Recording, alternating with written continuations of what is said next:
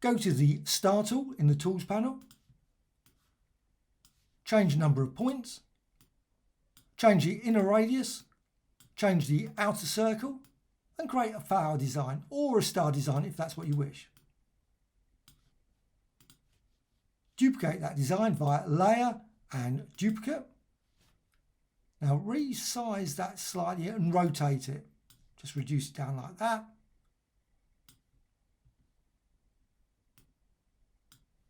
And I'm going to change the colour. Go to the orange and go to Layer and Duplicate Linked. And repeat that. Now I've got 4 in total there, and I'm going to go to the grey one and I'm going to do the same. So I've got 4 of those. They're all linked, all the orange are linked as well. Select the grey one and just drag it down there. Now select a pair and resize it. Go to another pair and resize that. Hold down the shift.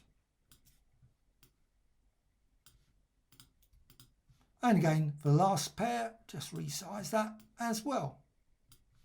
Now what you can do, you can go to this star and you can change the number of points. And you can see as you do that, it changes for all of the grey stars. You can also change the colour. So go for blue, say.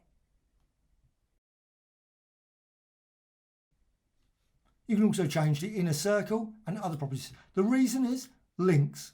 All the links here, you can see here, blending modes, opacity, layer effects, etc. Now I can go to the orange and I can do the same. Just change that as well as inner circle, outer circle, etc. What you can also do is you can go down here to FX, click there and maybe add an outer shadow. You can still continue to modify the points as well as inner radius, etc. Well, I think this is a really useful feature of Affinity Photo. The link layers can be used with shapes to create all kinds of lovely flower designs like this, star designs, etc. Anything for beautiful symmetrical designs like this. So please put in the comments how you think you might be using this. It'd be really great to hear.